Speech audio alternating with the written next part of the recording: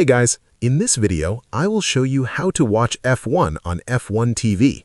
Alright, let's begin.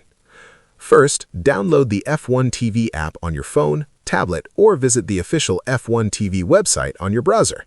Once installed, open the app and create an account or log in if you already have one. Next, choose the correct subscription plan. This step is important. To watch Formula One races live, you must select F1 TV Pro. The basic access plan only allows replays and archived content, not live races.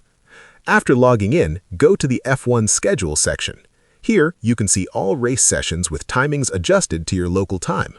When the race or session starts, tap play to begin live streaming or watch it later on demand. If F1 TV is unavailable in your region, you may need a VPN. Also, make sure your internet connection is stable to avoid buffering during the race.